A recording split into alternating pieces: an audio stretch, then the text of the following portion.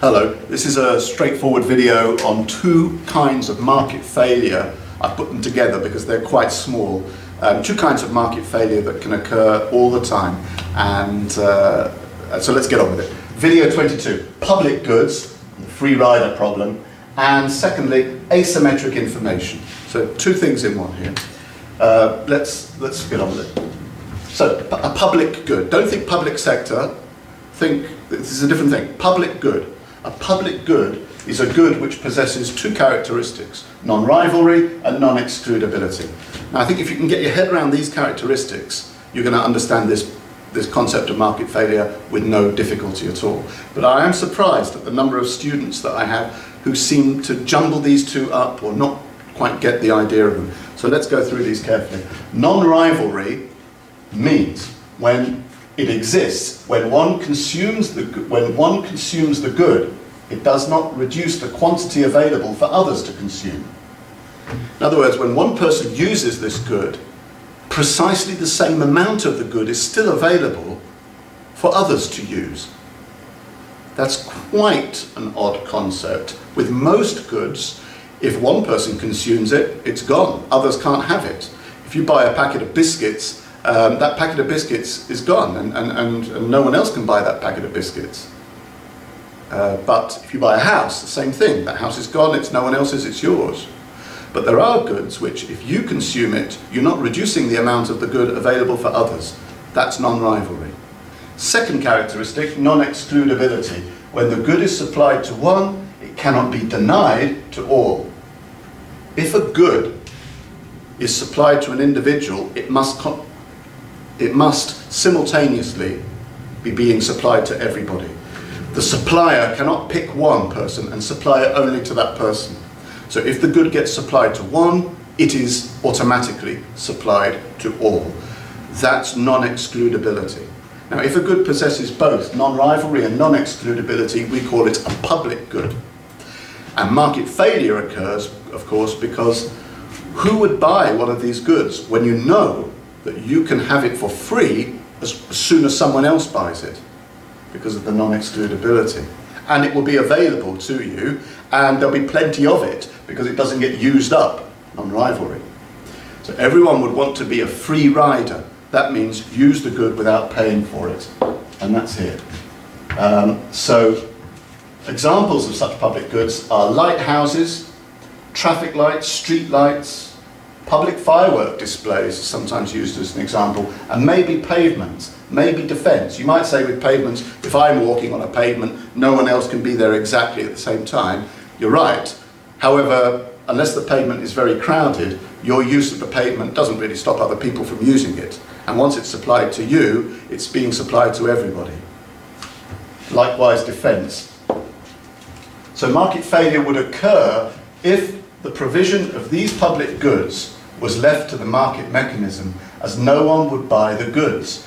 Everyone would wait to use the good for free. They would wait to be a free rider, that is a consumer of a good who fails to pay for the good. And so the solution has to be government provision of the good. Government provides the good for free, paying for the good from general tax revenue. It's not possible to charge people for these goods individually. The government provides it, it's free, and pays for it out of general tax revenue. Okay? Right, moving on. Asymmetric information, also known as asymmetric knowledge, creates market failure when the imbalance of knowledge between a buyer and seller leads to exploitation of the party with less knowledge, it's usually the buyer, such that they over-allocate their own resources in the market.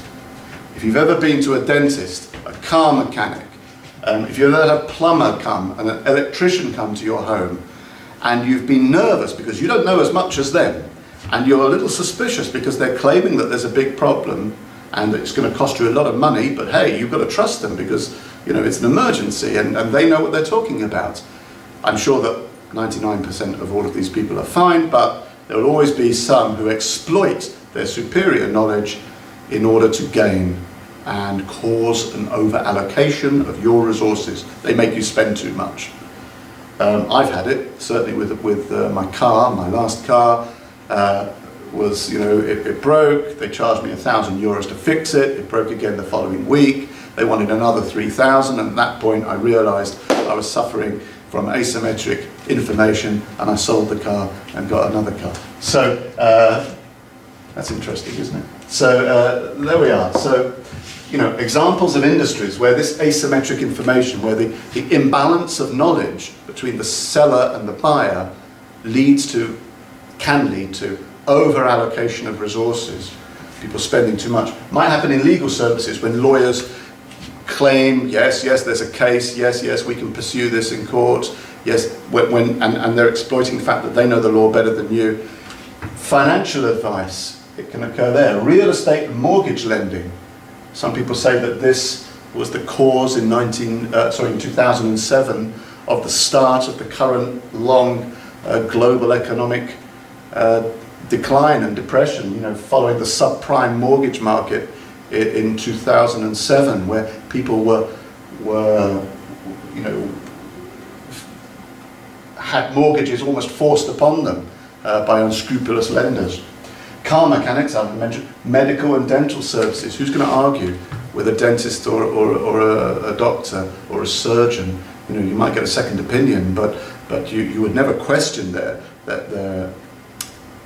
expertise.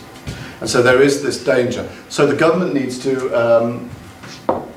guard against this, to correct the market failure. So the government solution comes in a range of consumer protection laws and industry practice guidelines. So because you know, good lawyers and good car mechanics and good doctors and dentists don't want their reputation to be spoiled by others in the industry who are ripping off their customers, and so consequently there will be industry guidelines coming from within the industry, but also the government protects consumers as well through consumer protection law.